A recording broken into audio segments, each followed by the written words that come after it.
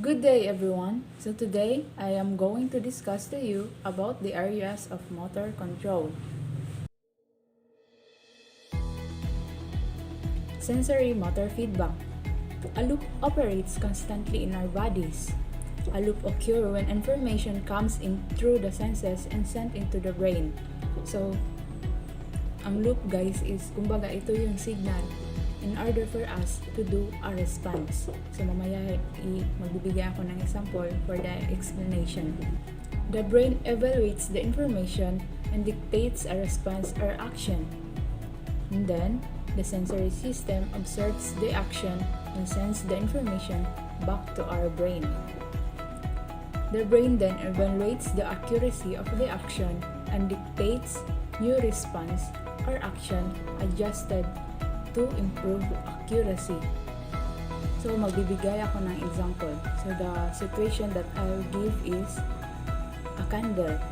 So, candle means merong apoy. So, through that, nahawakan mo yung apoy. So, because of that, there will be a response to that situation.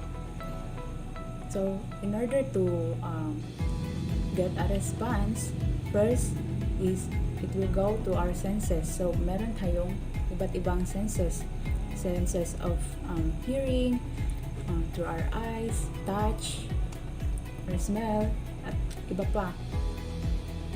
And the senses that present in this situation is senses of touch. So, what will be your response? The response to that is, syempre, imong ipalayo imuhang kamot sa kayo. So, the message then, through our senses, the message then go to our brain.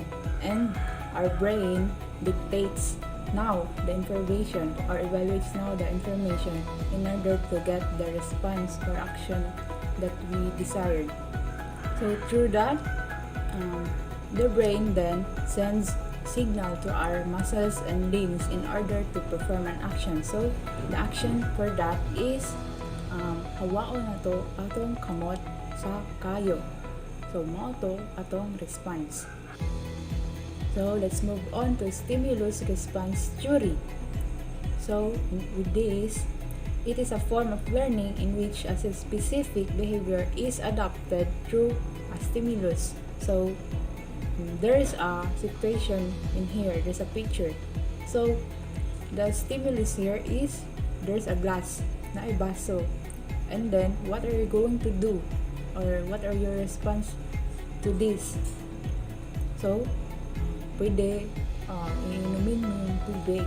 So, in order for that to perform the response, because of our senses, through eyes, it will give a signal direct to our brain. So, that is called the sensory neuron. The sensory neuron gives signals to our brain. And then, the brain then evaluates the response on what are we going to do. So that the brain then sends a signal to our muscles and limbs. So that is called the motor neuron. So after that is yun na. So ang response na atong buhaton is gikuha na to ang baso and then giinom. So mao to siya ang stimulus response theory. So now let's move on to the open loop system and closed loop system theory.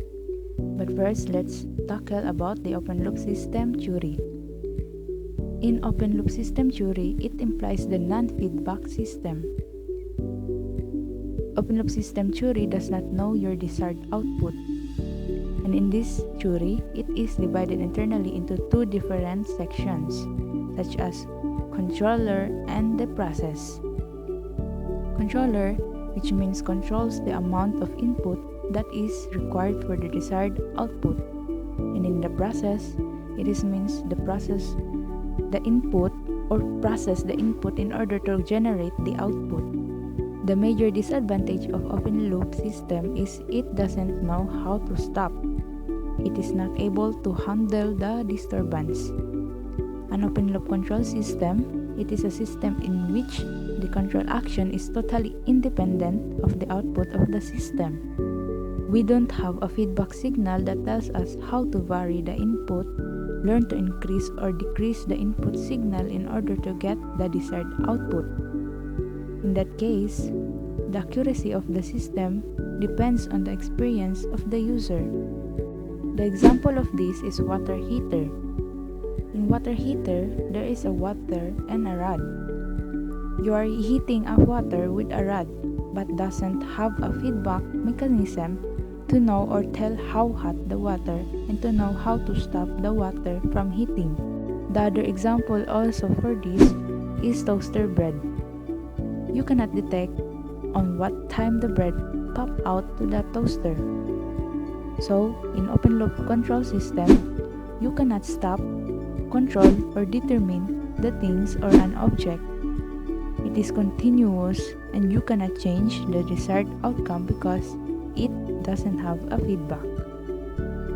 Closed loop control theory.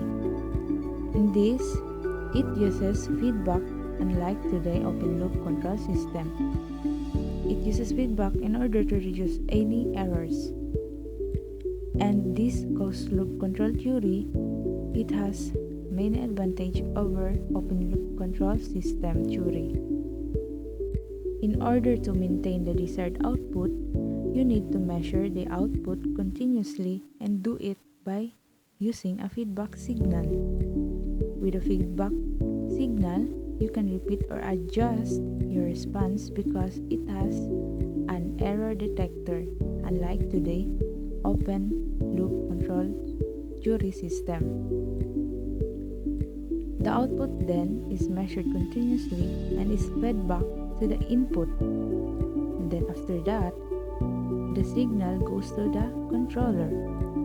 The controller controls then the amount of the input according to the desired response, and then it goes to the process unit, then we get to the desired output, what we want, and the desired output is maintained.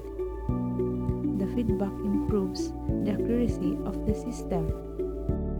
The example of this is air conditioner. So with this, you can adjust and maintain the temperature and also monitor the temperature of what you want. Unlike to the open loop control system, you cannot adjust the thing or an object. So let's compare the two theories.